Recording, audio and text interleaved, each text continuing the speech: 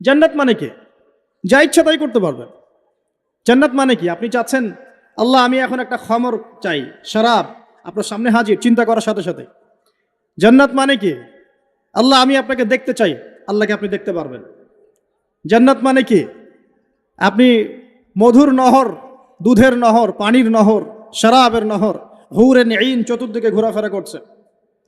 একজন নিম্নমানের জান্নাতি, মানে সবচেয়ে শেষের দিকে যারা জান্নাতে যাবে, তাদের সাথেই দুজন করে হুরেন ঈন, আহাল পরিবার তো আছেই, গেলমান পানপাত্র নিয়ে চারপাশে ঘোরাফেরা করবে। জান্নাত মানে কি? যেখানে যা ইচ্ছা তাই করা যাবে, বলার কেউ নাই, বাধা দেওয়ার কেউ নাই, সেখানে কোনো মৃত্যু নাই, সেখানে কোনো অহেতুক কথাবার্তাও নাই, কোনো গাল গল্প নাই, কোনো মিথ্যা নাই, কষ্টের ক্লেশ মাত্র নাই, থুতু ফেলতে হবে না। জান্নাত মানে থুতু ফেলতে হবে না। জান্নাত মানে হাঁচি হবে না, নাক ঝাড়তে হবে না। জান্নাত মানে ইস্তেঞ্জা, পেশাব পায়খানা করার টেনশন নাই। মানুষ খাবার খাবে, একটা ঢেকুর তুলবে, ব্যাস খাবার হজম হয়ে গেছে। আর জান্নাতের সবচেয়ে বড় বিষয়টা কি? আল্লাহ পাক, আল্লাহ পাককে আমরা এই চোখ দিয়ে দেখতে পারবো ইনশাআল্লাহ। আর তার সমকক্ষ একটা বিষয় হচ্ছে আল্লাহ পাক বলে দিবেন যে আমি তোমাদের সবার উপর সন্তুষ্ট হয়ে গেলাম, যাও কোনোদিন অসন্তুষ্ট হব। ব্যাস, দ্যাটস অল। এখন আপনি যত কিছুই করেন এই বস্তুবাদী জীবনে, মনে একটা ভয় থেকে যাবে। আপনি বিশ্ব নেতা হয়েছেন, বড় শিল্পপতি হয়েছেন, পলিটিশিয়ান হয়েছেন, ইকোনমিস্ট হয়েছেন, মনে একটা ভয় থেকে যাবে যে মরতে আমাকে হবেই একদিন, আল্লাহ আমাকে ধরবেই, হিসেব আমাকে দেওয়া লাগবেই, কবরে আমাকে একাই যাওয়া লাগবেই, আমাকে কিয়ামতের মাঠে দাঁড়াতে হবে আল্লাহর সামনে। মনে একটা ভয় কাজ করে, যদিও বাইরে মানুষ দেখায় যে কোনো ভয় নাই। মানুষ বাইরে অভিনয় করে, মানুষ সমাজের মানুষের সাথে বাইরে একটা অভিনয় করে। কোনো কোনো ক্ষেত্রে আমরা নিজেরাই নিজেদের সাথে অভিনয় করি। কথা সাহিত্যিক হুমায়ুন আহমেদের নাম শুনেছিলেন? শুনেছেন? ইন্তেকাল করেছেন। একটা সময় ছিল আমরা স্কুলে পড়তাম, কলেজে পড়তাম, মাঝে মাঝে টুকটাক এ ধরনের কিতাব, বইপত্র পড়া হয়েছে। হিমু, মিসির আলী এইসব পড়া হয়েছে আর কি। শরৎচন্দ্র, বঙ্কিমচন্দ্র, রবীন্দ্রনাথ, নজরুলের কবিতাগুলো, ইভেন শেক্সপিয়ার, অ্যাডাম স্মিথ সহ, যিনি অর্থনীতির জনক। যাই হোক, তিনি তার বইয়ের মধ্যে লিখেছিলেন যে এই পুরো দুনিয়াটা হচ্ছে অভিনয়ের মঞ্চ। কথা সাহিত্যিক, তিনি বলছেন তার মতো করে এই পুরো দুনিয়াটাই অভিনয়ের মঞ্চ, আর আমরা সবাই নিজ নিজ জায়গায় অন্যের সাথে অভিনয় করছি। কোনো কোনো ক্ষেত্রে আমরা নিজেরা নিজেদের সাথে অভিনয় করছি। তিনি বলছিলেন আমরা সবাই অভিনেতা, আর সবচেয়ে বড় অভিনেতা হচ্ছে পলিটিশিয়ানরা, কারণ তাদেরকে অনেক বড় মঞ্চে অভিনয় করতে হয়। এটা আমার কথা না, হুমায়ুন আহমেদের কথা, পড়ে দেখেন তো। আল্লাহ পাক পাঠিয়েছেন তার ইবাদত করতে, আর এই বস্তুবাদী জগৎ আমাদেরকে ভুলিয়ে দিল কিভাবে? কয়েকটা প্রলোভন দিল। প্রথম প্রলোভন হচ্ছে টাকা, তারপরে জীবনে কি করব, প্রতিষ্ঠিত হওয়ার চিন্তা, তারপরে চাই চাই আরও চাই, এই একটা আকীদা দর্শন, তারপরে আমার স্ত্রী সন্তান আহাল পরিবারের কি হবে, আর আরেকটা দর্শন আছে, এটাকে বলে চারবাক দর্শন। এবং দুঃখের সাথে বলতে হয় আমাদের রবীন্দ্রনাথ ঠাকুর কিন্তু এই দর্শনের মানুষ ছিলেন। চারবাক কিরকম? তার কবিতা পড়লে দেখবেন লেখা আছে, দুহাতে যা পাও হাত পেতে নাও, দুহাতে যা পাও হাত পেতে নাও, বাকির খাতা শূন্য থাক, বাকির খাতা শূন্য থাক। ঠিক চারবাক দর্শন, যেটা ফিলোসফি পড়েছেন, এখানে অনেক টিচারও আছেন আমি জানি, তারা এই কথাগুলো বুঝবেন। চারবাক দর্শন কেমন? ঋণ করে ঘি খাও, ঋণ করে ঘি খাও, যতদিন বাঁচবে সুখে বাঁচবে, এটা হলো চারবাক দর্শন। তো দুহাতে যা পাও হাত পেতে নাও, বাকির খাতা শূন্য থাক, মিল আছে না? ঋণ করে হলেও ঘি খান, যেভাবে হোক ঘি খান আপনি, মানে ঋণ করে হলেও ঘি খান, যতদিন বাঁচবেন সুখে বাঁচবেন। তাহলে এই দর্শনগুলো বস্তুবাদী না? বুঝতে পারছেন কিনা? মেটেরিয়ালিজম, বস্তুবাদিতা, মানে আপনি চোখের সামনে যা দেখছেন এই দুনিয়া, যেভাবে হোক অর্জন করে নেন, বাকির খাতা শূন্য থাক। ইসলামিক কনসেপ্ট এ টোটাল ডিফারেন্ট কনসেপ্ট। ইসলামের ঈমান, আকীদা, ইসলাম, পরকাল, মুহাম্মদ সাল্লাল্লাহু আলাইহি ওয়াসাল্লামের আদর্শ সম্পূর্ণ ডিফারেন্ট। আমরা বলি কি, এই দুনিয়াতে আমরা মুসাফির, দুনিয়াতে আমরা কি মুসাফির, কে কতদিন থাকবো কোনো ঠিক নাই। নবীজি বলছেন, হে আব্দুল্লাহ বিন ওমর, তুমি দুনিয়াতে মুসাফিরের মতো থাকো, সকালবেলা উঠলে সন্ধ্যার অপেক্ষা করো না, সন্ধ্যাবেলা হলে সকালের অপেক্ষা করো না। দর্শনের মধ্যে কত পার্থক্য না, আকাশ পাতাল পার্থক্য না। এখন যদি এই বস্তুবাদী দর্শন দিয়ে আপনি চলাফেরা করেন তাহলে তো আপনার লাইফের অ্যাম্বিশন হবে একটা ফ্ল্যাট, আর ওটা এনি হাও আপনাকে অ্যাচিভ করতে হবে, legal way or illegal way আপনাকে অ্যাচিভ করতেই হবে, যেহেতু আপনার মোটিভটা হচ্ছে মেটেরিয়ালিজম, বস্তুবাদিতা। আর নবী সাল্লাল্লাহু আলাইহি ওয়াসাল্লাম কি বলছেন, সকালে ঘুম থেকে উঠলে সন্ধ্যার অপেক্ষা করো না, সন্ধ্যাবেলায় থাকলে সকালের অপেক্ষা করো না। তুমি দুনিয়াতে মুসাফিরের মতো থাকো, তোমার যতটুকুতে দুনিয়া চলে যায় এতটুকুতে সন্তুষ্ট থাকো। নবীজি আরো বলছেন, তুমি কখনো উপরের দিকে চোখ দিয়ে হেঁটো না, রাস্তায় যখন হাঁটবে উপরের দিকে দেখো না, বরং তুমি দেখো যে তোমার নিচে কারা আছে।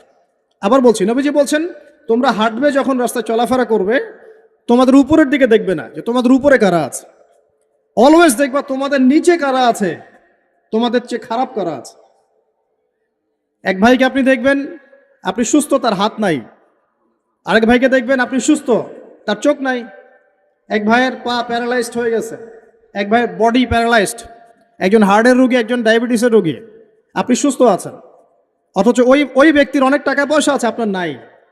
এখানে কে ধনী বলেন দেখি, আপনি না সে? আপনার সুস্থতা আছে।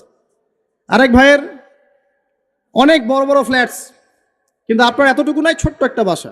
আপনার কষ্ট লাগে, আমারও যদি এমন হতো। ওই বাসায় গিয়ে দেখলেন যে ইন্টারনালি সে ব্যক্তি সুখে নাই, তার পরিবারে অশান্তি, তার পরিবারে হৃদ্যতা ভালোবাসার বন্ধন নাই, আপনার পরিবারে আছে। একটা রিক্সাওয়ালা সারাদিন রিক্সা চালিয়ে 500-1000 টাকা আর্ন করে বাসায় চলে গেল, গিয়ে বাসা আলু ভর্তা, ডিম ভাজা, ডাল দিয়ে ভাত খাচ্ছে, সুখে আছে দিব্যি, বউয়ের সাথে গল্প করছে, চাঁদ দেখছে। আর সেই তো কবে আপনি ওয়াইফ কিনে চাঁদ দেখেছেন ঠিক নাই, আপনি টাকা অর্জন করার নেশায় বছরের পর বছর স্ত্রী থেকে দূরে আছে, দেখারই সৌভাগ্য হয় না। আসলে সুখ কাকে বলে, সুখটা কি জিনিস, ঢাকাবাসীকে সুখ বোঝানো দরকার। সুখটা কি জিনিস? সুখটা হচ্ছে ইন্টারনাল পিস। যখন আপনি বা আমি নিজেকেও বলছি, যখন আমরা আল্লাহকে পাবো, আল্লাহ পাকের ইবাদতের মধ্য দিয়ে, রাসূলের সুন্নতের মধ্য দিয়ে অল্পে তুষ্ট থাকতে পারবো, যা আছে এতে শুকরিয়া আদায় করবো, আপনি কেউ নাই দুনিয়াতে। কিন্তু বস্তুবাদিতা আপনাকে এই আকীদা আদর্শ থেকে সম্পূর্ণ ডিমোটিভেট করে দিবে। আপনাকে খালি চাই আরো চাই, ওই যে দু হাতে যা পাও হাত পেতে নাও, বাকির খাতা শূন্য থাক। আর আমাদের দর্শন, দু হাতে যা পাও হাত পেতে নাও না, বরং দুনিয়াতে যতটুকু পাও এতটুকুতে সন্তুষ্ট থাকো, বাকির খাতা শূন্য থাক না, বাকির খাতা পূর্ণ হোক। মানে পরকালটা বাকির খাতা না, ওই পরকালের বাকির খাতাটা পূর্ণ হোক। প্রয়োজনে দুনিয়ার সব চলে যায় যাক, প্রয়োজনে দুনিয়ার সব যদি চলেও যায় যাক, তারপরে বাকির খাতা কি হোক? পূর্ণ হোক। এটাই আল্লাহ রাব্বুল আলামিন সূরা আ'লার মধ্যে বলছেন, বাল তুসিরুনাল হায়াতাদ দুনিয়া, তোমরা এই দুনিয়ার জীবনটাকেই প্রাধান্য দিয়ে থাকো। ওয়াল আখিরাতু খায়রুন ওয়া আবকা, কিন্তু আখিরাত হচ্ছে সবচেয়ে উত্তম এবং চিরস্থায়ী। তো প্রিয় ভাই এবং বোনেরা যারা আলোচনা শুনছেন, আজকে আমাদের প্রথম সবক হওয়া উচিত দুনিয়ার নেশায় আমরা না পড়ি। আল্লাহ পাক আমাদেরকে তৌফিক দান করুন। এর মানে এই না আমরা দুনিয়ার প্রোগ্রেসে যাব না, অবশ্যই যাব, আমরা অবশ্যই যাব। পুরো ন্যাশন, জাতিগতভাবেই আমাদেরকে এই ওয়ার্ল্ডের সমকক্ষ তো হতে হবে, হবে কি না? আমরা কি ওয়ার্ল্ডের সমকক্ষ হতে পেরেছি? আপনাদের কি মনে হয় যে মিলস, ইন্ডাস্ট্রিজ, ফ্যাক্টরিজ, সেতু, ফ্লাইওভার এইগুলো করলেই মনে হয় যে ওয়ার্ল্ডের সমকক্ষ হওয়া যায়? প্রত্যেক জনগণ ভিতর থেকে সুখী কিনা, তাদের অন্ন, বস্ত্র, চিকিৎসা, শিক্ষা, বাসস্থান, এই যে মৌলিক চাহিদা, বেকারত্ব ঘোচানো, 3 বেলা খেয়ে পরে বাঁচা, জীবনের অধিকার, সিকিউরিটি, এই জিনিসগুলো আমাদের নিশ্চিত হচ্ছে কিনা, এটা হচ্ছে আপনার উন্নতির মানদণ্ড। উন্নতির মানদণ্ড কি? আমরা এখন যেখানে আছি না, 1776 সালে অ্যাডাম স্মিথ তার চেয়ে আগের জায়গায় ছিলেন। 1776 সালে অ্যাডাম স্মিথ একটা বই লিখেছেন, তার নাম হচ্ছে যে দ্য ওয়েলথ অফ নেশন, এই কিভাবে একটা রাষ্ট্রের ওয়েলথ ফাংশন করে। ওই 1776 সালে তিনি যে চিন্তাগুলো করেছেন, এখন পর্যন্ত আমরা সেই চিন্তা বাস্তবায়ন করতে পারি নাই। 1776 সালের চিন্তা, কিন্তু ওই চিন্তা বাস্তবায়ন করেছে পশ্চিমারা। পশ্চিমা সভ্যতা যেটা আপনি দেখছেন দাঁড়িয়ে আছে, এই একটা বইয়ের উপর দাঁড়িয়ে আছে। যেমন একটা এক্সাম্পল দিই, আলোচনাটা কঠিন হয়ে যাবে, অন্যদিকে যাব আমি। আমরা মনে করি যে অর্থনীতি আমরা নিয়ন্ত্রণ করব, ঠিক আছে, অর্থনীতির পুরো বিষয়গুলো আমরা নিয়ন্ত্রণ করে আমরা সমৃদ্ধি নিয়ে আসবো। আসলে বিষয়টা কি জানেন? অর্থনীতির নিজের একটা ফ্লো আছে, ও নিজেই নিজেকে নিয়ন্ত্রণ করে, এবং তার উপর একটা ইনভিজিবল হ্যান্ড থাকে, অদৃশ্য হাত, যেটা আমরা বলি আল্লাহ রব্বুল আলামিন। আল্লাহ রব্বুল আলামিন এই পুরো অর্থনীতিকে নিয়ন্ত্রণ করেন। আমরা যখন সেটাকে ইন্টারফেয়ার করতে যাব, তখন ইকোনমি কলাপস করে যাব। এই যে করছে কলাপস। আরো ব্যাপার আছে, শুধু ব্যবসা, অর্থনীতি, এক্সপোর্ট ইম্পোর্ট, এগুলোকে তিনি জাতির মানদণ্ড বলতেন না। তিনি বলতেন যতক্ষণ পর্যন্ত জাতির প্রত্যেক ব্যক্তির মধ্যে এথিক্স না আসবে, নীতি যতক্ষণ পর্যন্ত না আসবে, আপনি করাপশন থামাতে পারবেন না। তাই হয়েছে না? শুধু ব্যবসা না, আদর্শ কতটুকু আছে? এই যে আপনি দেখছেন বিভিন্ন জায়গায় ভেজাল খাবার খাওয়াচ্ছে, ওদের কি টাকার অভাব আছে? ওদের টাকার কিন্তু অভাব নাই। নেম ফ্রেমের কোনো ঘাটতি আছে? এস্টাবলিশড বিজনেস, তাহলে কেন আপনাকে ভেজাল খাওয়াবে? কারণ তার মধ্যে এথিক্স নাই, নীতি নাই। এই জন্য জাতির প্রত্যেক সদস্যকে, মানে প্রত্যেক জনগণের প্রত্যেককেই আগে নীতিগত শিক্ষা দেওয়া উচিত। আর এই কাজটাই করে ইসলাম, বলে সুবহানাল্লাহ। এই এথিক্স এবং নীতি শেখায় কে? ইসলাম। ইসলামের চেয়ে সার্বজনীনভাবে এবং যুগোপযোগীভাবে কেউই এথিক্স শেখাতে পারবে না। কাগজে কলমে অনেকে অনেক কথা বলতে পারে, প্র্যাকটিক্যালি শেখাবে কে? ইসলাম। এখন বলতে পারেন তাহলে মুসলিমদের মধ্যে দুর্নীতি কেন, মুসলিমদের মধ্যে কেন এই সমস্যাগুলো হয়? উত্তর একটাই, ওই যে স্যার বলে গেলেন, আমি বিভিন্ন ওয়াজে যে এক এক জায়গায় এক এক কথা বলে। উত্তরটা কি? উত্তরটা হচ্ছে যে কোরআন এবং সুন্নাহর সঠিক যে শিক্ষাটা আছে, এই শিক্ষাটা আমরা অনেকেই বাস্তবায়ন করতে পারছি না। এটা আমাদের ব্যর্থতা। এটা কাদের ব্যর্থতা? এটা আমাদের ব্যর্থ। এখানে আমাদের ব্যক্তির স্বার্থ থাকতে পারে, এখানে আমার জ্ঞানের স্বল্পতা থাকতে পারে, আমার ভিতরে অহংকার থাকতে পারে, বা আমি অল্প শিক্ষিত হতে পারি, এবং এমন হতে পারে আমার জ্ঞানটা যুগোপযোগী না। ইসলামিক জ্ঞান আমার মধ্যে আছে, কিন্তু কিভাবে এই জ্ঞান দিয়ে ওয়ার্ল্ডকে ডিল করবো, এই জ্ঞানটা আমার মধ্যে নাই। এই কারণে আমরা হয়তোবা ইসলাম, কোরআন সুন্নাহ হাতে থাকার পরেও এই সমস্যাগুলো ফেস করছি। প্রথম সমস্যা হচ্ছে বস্তুবাদিতা। আল্লাহ পাক আমরা সবাইকে, যারা আলোচনা শুনছি, দুনিয়ার প্রেমিক হওয়া থেকে বাঁচাক বলি আমি। দুনিয়ার প্রেমিক না, প্রেমিক হব কার? আল্লাহর, আখিরাতের। কতটুকু দাম আছে দুনিয়ার? আল্লাহ পাক বলছেন একটা মাছির পাখার সমানও না। একটা মাছির পাখার কি দাম আছে আপনার কাছে? আল্লাহ পাক বলছেন পুরো দুনিয়ার দাম আমার কাছে যদি একটা মাছির পাখার সমান হতো, তাহলে এই দুনিয়াতে কোনো কাফের মুশরিক পানি পান করতে পারতো না। তার মানে এই দুনিয়াতে যা করো করো, আমার তো কোনো দামই নাই দুনিয়ার। কালকেই তো আমি দুনিয়া ধ্বংস করব। আর ওই যে দুই জাতির কথা বললাম, জিন এবং মানব জাতি, আপনারা সূরা আর রহমান পড়বেন। রহমান নামটা অনেক ব্যাপক, দয়াময়ের নাম, তার মানে আল্লাহ পাক মার্সিফুল, মোস্ট মার্সিফুল। কিন্তু এই সূরা আর রহমানেই একটা ভয়ঙ্কর আয়াত আছে, কি? সানাফরুগু লাকুম আইয়ুহাস সাকলান। হে মানুষ এবং জিন, হে মানুষ এবং জিন, শীঘ্রই আমি তোমাদের দুইটা জাতিকে ডিল করার জন্য ফারেগ হচ্ছি, অপেক্ষা করতে থাকো। মানে আল্লাহ পাক কুল্লা ইয়াউমিন হুয়া ফি শাআন, মানে আল্লাহ পাক কি করেন? সব সময় তার কাজে ব্যস্ত আছে। মহাবিশ্বের তো গ্রহ নক্ষত্র গ্যালাক্সির অভাব নাই, মাখলুকের কোনো অভাব নাই। আল্লাহ পাক প্রত্যেকটা মুহূর্তেই তার কাজে ব্যস্ত আছেন, তার কাজে শানে ব্যস্ত আছেন। কিন্তু এই ব্যস্ততা থেকে ফারেগ হবেন কাদের জন্য?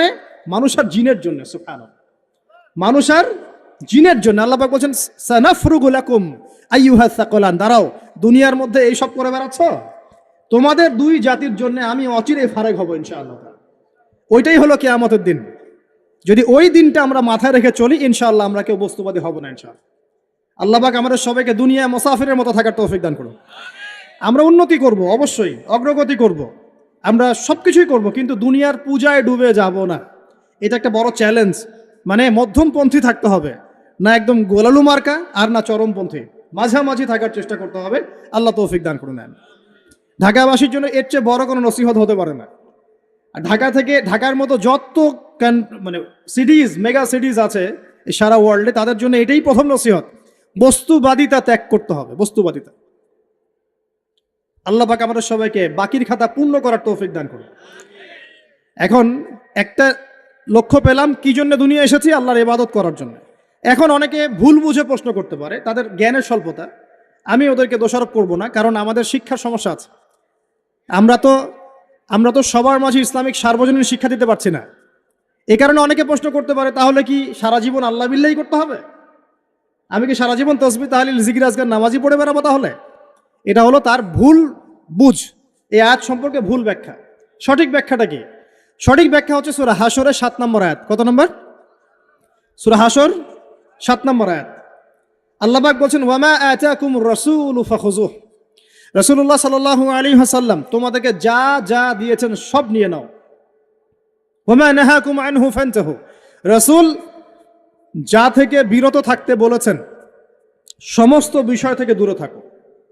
এখন এই আয়াতটাকে সামনে রেখে কোরআন সুন্নাহকে যদি আমরা ঘাঁটি, আমরা দেখব রাসূলুল্লাহ সাল্লাল্লাহু আলাইহি ওয়াসাল্লাম পেশাব পায়খানা ইস্তিনজা করা থেকে শুরু করে রাষ্ট্র চালানো পর্যন্ত প্রতিটা কাজের হেদায়েত দিয়ে গেছেন। আলহামদুলিল্লাহ, এটা কেউ মানি বা না মানি দিয়ে গেছেন, এটা বিশ্বাস করতে হবে। আমল করতে পারি বা না পারি, নবী দিয়ে গেছেন, বিশ্বাস করতে হবে।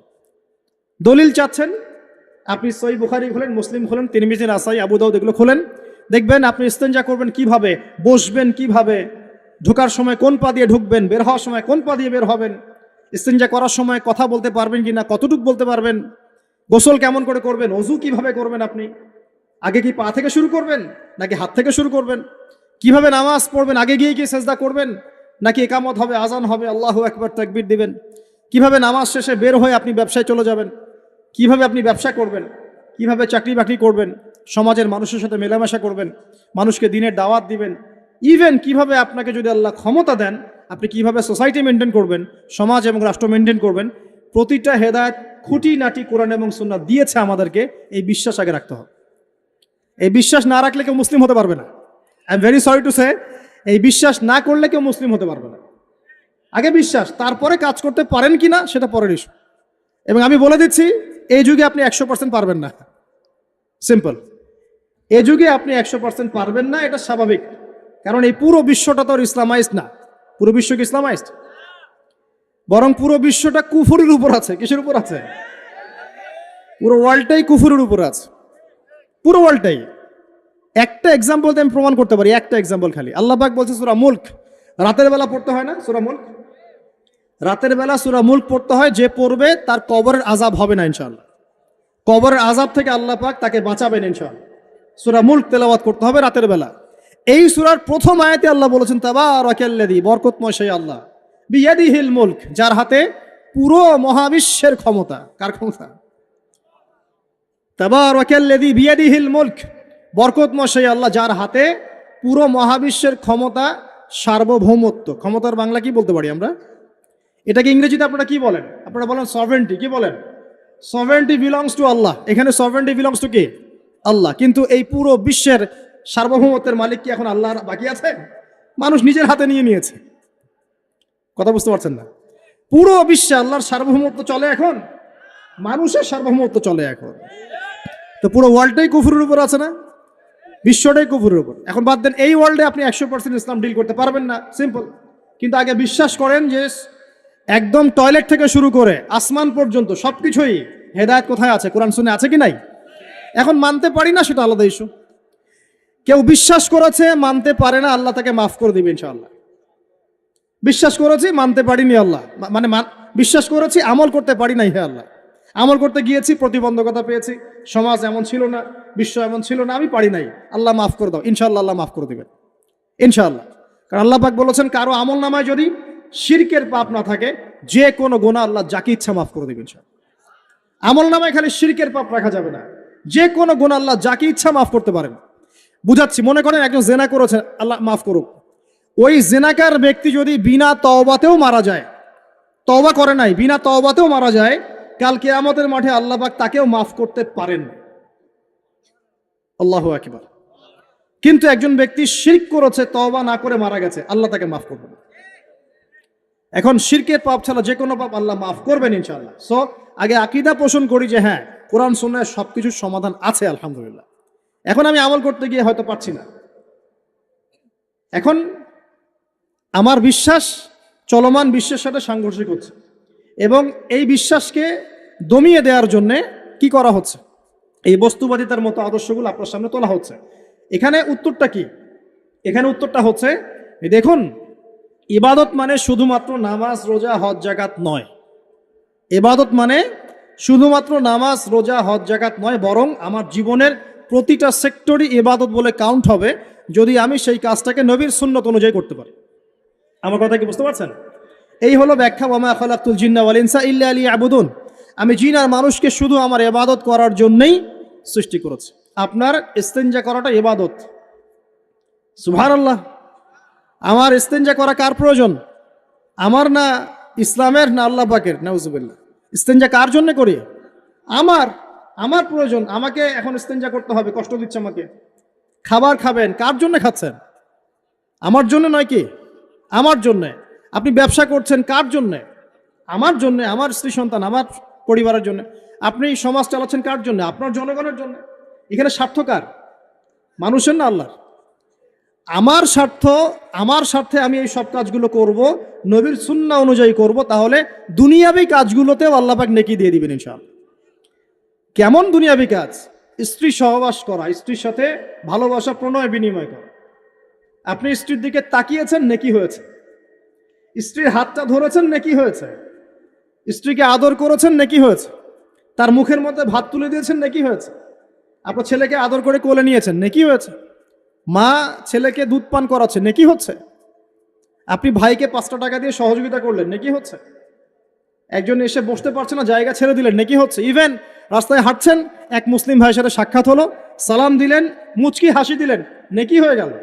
তাহলে আমরা কিভাবে বলতে পারি যে ইসলাম কি শুধু নামাজ, রোজা, হজ, যাকাতকেই স্বীকৃতি দেয়? এগুলো করতেই দুনিয়াতে আসছি, নাকি সব কাজই ইবাদত? আমার আলোচনা কি কঠিন হয়ে যাচ্ছে? আমাদের জীবনের প্রতিটা কাজই ইবাদত, যদি সেটা রাসূল সাল্লাল্লাহু আলাইহি ওয়াসাল্লামের সুন্নাহ মতো করা হয়। 3টা জিনিস খেয়াল রাখতে হবে। কয়টা জিনিস ভাই? এক, সেই ইবাদত হতে হবে আল্লাহর সন্তুষ্টির জন্য। এই যে আমি স্ত্রীর মুখে ভাত তুলে দিচ্ছি, তার কাছ থেকে কিছু পাওয়ার আশায় নয়, আমি দিচ্ছি আল্লাহর সন্তুষ্টির জন্য। আমি যে একজন মুসলিম ভাইকে হাসি মুখে সাক্ষাৎ করলাম, ও আমাকে ভালো বলবে, পরে আমাকে হেল্প করবে, এমন এই জন্য নয়, আল্লাহ পাক সন্তুষ্ট হবেন তাই। আমি নামাজে দাঁড়িয়েছি, লোকে আমাকে ভালো বলবে এই জন্য দাঁড়াই নাই। দাঁড়িয়েছি কেন? যাতে আল্লাহ আমাকে কাল কিয়ামতের মাঠে বাঁচান। আমি দাড়ি ছেড়ে দিয়েছি কেন? মানুষ আমাকে হুজুর বলবে তাই, এই জন্য নয়, বরং আল্লাহর রাসূলের সুন্নাত জীবিত করেছি, ইনশাআল্লাহ আমি 50 জন শহীদ সাহাবীর নেকি পাবো ইনশাআল্লাহ। কেন আমি টাকনুর নিচে কাপড় পরছি না? কারণ কি মানুষ আমাকে বলবে নতুন ফ্যাশন? না, আমি এই কারণে পড়ছি যাতে রাসূল সাল্লাল্লাহু আলাইহি ওয়াসাল্লাম কাল কিয়ামতের মাঠে এই সুন্নাহর উপর আমল করার জন্য আমার পক্ষে সুপারিশ করেন। আমার ইবাদত, আমার পর্দা, আমার পরিবার, আমার ব্যবসা, আমার অর্থনীতি, আমার পলিটিক্স, সবকিছু আল্লাহর জন্য করব। এই একটা হলো মূলনীতি ইবাদত কবুল হওয়ার। 1, 2, সেই আমলটা হতে হবে রাসূলের সুন্নাহ মোতাবেক, অন্য কোনো পদ্ধতিতে নয়। মনে করেন আমি একজন খুব বড় বুজুর্গ হয়ে গেছি, নাউজুবিল্লাহ। না, আমরা এত বড় বুজুর্গ হয়ে যাই না, যে টাইটেলগুলো আপনারা দেন এগুলোর কোনো প্রয়োজনও নাই। এখন একজন বড় বুজুর্গ এসে যদি আপনাকে কোনো ইবাদতের পদ্ধতি শিখিয়ে দেয় যে এই পদ্ধতিতে ইবাদত করো, অনেক ভালো হবে, কিন্তু ওই পদ্ধতির সাথে রাসূলের এবং সাহাবীদের পদ্ধতির কোনো মিল নাই, মুখরোচক মনে হলো, দেখতে সুন্দর মনে হলো, এবং অনেক মানুষ তা করছে, এরকম দলিল থাকলেও সেই কাজটা করা যাবে না। কারণ কি? কারণ সেই কাজটা রাসূল সাল্লাল্লাহু আলাইহি ওয়াসাল্লামের সুন্নাহ মাফিক হয়নি। আল্লাহ রাসূল করেন নাই, সাহাবীরা করেন নাই, বাস আমি করব না, সিম্পল। ইমামরাও করেন নাই, পরবর্তী জেনারেশনের কেউই করেন নাই। এখন যত ভালো টাটকা মজা লাগুক, দেখতে সুন্দর লাগুক, বহু মানুষ করছে, এইসব দলিলে ইসলাম টিকবে না। আল্লাহ পাক বোঝার তৌফিক দান করেন। 1 নম্বর শর্ত, আল্লাহর সন্তুষ্টির জন্য হতে হবে। 2 নম্বর, রাসূলের পদ্ধতিতে হতে হবে। 3 নম্বর, খুব ডিফিকাল্ট, 3 নম্বরটা বেশি ডিফিকাল্ট। প্রথম 2টা পার হয়ে গেলেও 3 নম্বরে গিয়ে আমরা আটকে যাচ্ছি আর কি। বলবো? রাগটা করবেন না তো? 3 নম্বর হচ্ছে রিজিক হালাল হতে হবে। রিজিক হালাল হতে হবে।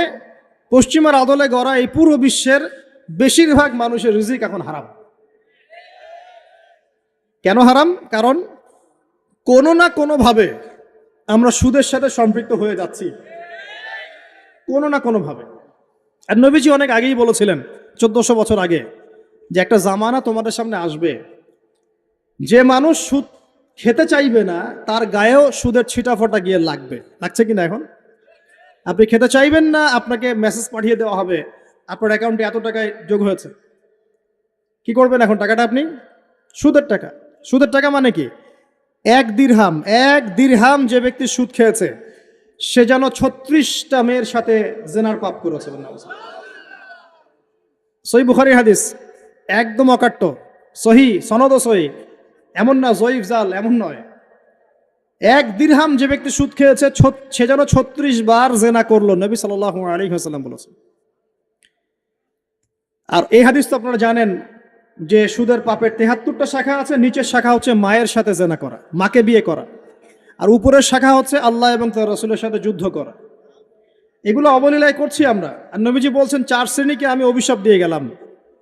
আল্লাহর নবী অভিশাপ দিয়ে গেলেন মানে সে জাহান্নামে যাবে, কোনো অবস্থাতেই জান্নাতে যাবে না। ইল্লা মা শা আল্লাহ, 1 যে সুদ খায়, 2 যে সুদ দেয়, 3 সাক্ষী থাকে, 4 লিখে রাখে। এখন বলেন এই সিস্টেমের বাইরে কতজন মানুষ আছে? এর বাইরে আবার আছে যাকাত না দেয়া, সম্পদ হারাম হয়ে যাচ্ছে। এর উপর আবার আছে ঘুষ যা না দিলে অনেক সময় চাকরি বাকরি হয় না। আর আস্তে আস্তে এগুলো আমরা ট্রেডিশন বানিয়ে নিয়েছি। এক সময় আমরা, শোনেন, এটাকে বলা হয় নিউট্রালাইজেশন, মানে স্বাভাবিকীকরণ। খুব কঠিন টার্ম বলে ফেলছি মনে কিছু কিছু। যেমন আগে হলে আমরা খুবই সোচ্চার ছিলাম এবং সারা এলাকা ফেটে যেত, এত বড় কথা। কেউ মাপে কম দিলে, ধরা পড়লে চক্ষু লজ্জায় সে সমাজে চলতে পারতো না। কেউ চুরি করলে চক্ষু লজ্জায় বের হতে পারতো না। আস্তে আস্তে আস্তে আস্তে আস্তে আস্তে এই যে মাপে কম দেয়া বলেন, সুদ বলেন, জেনা বলেন, আস্তে আস্তে পাপগুলোকে আমরা নিউট্রালাইজেশন করে ফেলেছি, নিউট্রালাইজ হয়ে গেছে। হ্যাঁ, দর্শন ডেইলি 4-5টা হয়, সুদ সবাই খায়, আমিও খাই, জেনা তো সবাই করে, বয়ফ্রেন্ড গার্লফ্রেন্ড ফ্রি মিক্সিং আছে, আমি করলে সমস্যা কি? ওর তো 4টা, আমার তো মাত্র 1টা। ওর চেয়ে আমি ভালো। ওর 5টা বয়ফ্রেন্ড, আমার তো 1টা। ওর 4টা গার্লফ্রেন্ড, আমার তো 1টা। আমি তো ভালো। আমার ছেলে খুব ভালো, শুধু মাঝে মাঝে একটু ড্রিঙ্কস করে, ব্যাপারটা এরকম আর কি। তো এই যে পাপকে নিউট্রালাইজেশন করা হচ্ছে আস্তে আস্তে, স্বাভাবিকীকরণ। এই ফ্লোতে আমরা মোটামুটি সবাই পড়ে গিয়ে এখন রিজিক হারাম হয়ে যাচ্ছে। ঘুষ দিতে হয় না, চাকরি হবে না। আবার দেখেন, জাকাত না দেওয়ার মধ্য দিয়ে রিজিক হারাম করে ফেলছি, সুদ খাওয়ার মধ্য দিয়ে করছি, ঘুষ নেওয়ার মধ্য দিয়ে করছি, কোনো কোনো ক্ষেত্রে করাপশন, অন্যের সম্পদ আত্মসাতের মধ্য দিয়ে করছি। এর বাইরে যারা ব্যবসা করছি, আমরা যে দুধে দেওয়া তুলসী পাতা এমনও নয়, কোনো কোনো সময় মাপে কম দিচ্ছি। এই যে টাটকা জিনিস বলে ভেজাল খাওয়াচ্ছে, 3 দিনের বাসি তেল দিয়ে ইফতার রান্না করে খাওয়াই দিবে, বলবে একদম টাটকা জিনিস। রমজান মাস আসছে সামনে না, কত যে মানুষ বের হবে যারা তারাবির নামাজ পড়বে একদম 20 রাকাত, ওখানে রাকাত নিয়ে ঝগড়া হবে।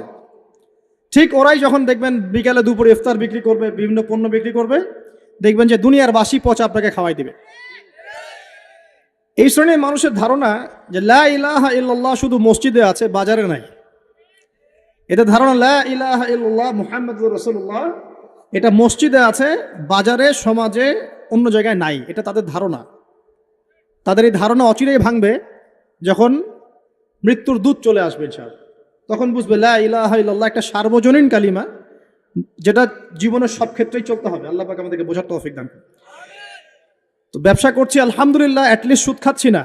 তবে এতটুকু মনে রাখবেন, ব্যবসায়ীদের অসততার কারণে, আমানতের খেয়ানতের কারণে একটা আযাব আসে। হাদিসের মধ্যে আসছে একটা আযাব আসে। নবীজি বলেছেন, যখন একটা জাতির ব্যবসায়ীরা মাপে কম দেওয়া শুরু করে, মিথ্যা কসম করে পণ্য বিক্রি করা শুরু করে এবং আমানতের খেয়ানত করে, তখন ওই জাতির উপর দুর্ভিক্ষ চাপিয়ে দেওয়া হয়। কি চাপিয়ে দেওয়া হয়?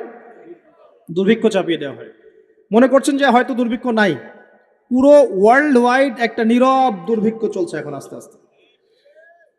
সকালে একটু আগে বলেছিলাম না, গরিব মানুষ আলু ভর্তা, ডাল আর ডিম ভাজা দিয়ে ভাত খেত আগে। এখন তারা বলে আমরা ডিমই দেখতে পারি না চোখে। ডিমও খাওয়ার এখন সামর্থ্য হচ্ছে না অনেকেরই। আপনি শোনেন, আমি একটা জব করতাম, মনে করেন স্যালারি পেতাম 5,000 টাকা, এখন পাচ্ছি 10,000 টাকা।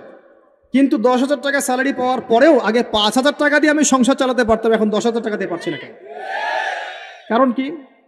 কারণ হচ্ছে মুদ্রাস্ফীতি, দ্রব্যমূল্যের ঊর্ধ্বগতি, এর পাশাপাশি আছে আমানতের খেয়ানত করা, করাপশন এবং কিছু অসৎ ব্যবসায়ীর এই দুরভিসন্ধি। এসবের কারণে সাফার করছি কারা? আপনি তো সাফার করবেন না, কারণ আপনার তো ফ্ল্যাট আছে বড়। আপনি তো সাফার করবেন না, বিকজ আপনার আমার তো 3 বেলা খাওয়ার টাকা পয়সা আছে। এই যে আমি এসেছি, আমাকে ভালো অঙ্কের হাদিয়া দিচ্ছে, আমি তো সাফার করব না। সাফার কে করবে? সাফার করবে রিক্সাওয়ালা ভাই, ভ্যানওয়ালা ভাই, এই যে রাস্তাঘাটে যারা আশপাশে বাসা করে আছে, যারা দারিদ্র সীমার নিচে আছে, এদের সংখ্যা কত আপনার মনে হয়? মিনিমাম 3 থেকে 4 কোটি মানুষ আমাদের দেশের মতো। মনে হচ্ছে পপুলেশনটা কম? উমর রাদিয়াল্লাহু আনহু বলতেন, আমি ভয় করি যদি আমার অধীনে একটা মেষপালক, মানে যে মেষ চড়ায়, এই মেষপালক এবং তার মেষ যদি না খেয়ে মারা যায়, আমি ভয় করি আল্লাহ কাল কিয়ামতের মাঠে আমাকে দাঁড় করিয়ে বলবেন, হে ওমর, তোমার তত্ত্বাবধানে এই ব্যক্তি না খেয়ে মরল কেন?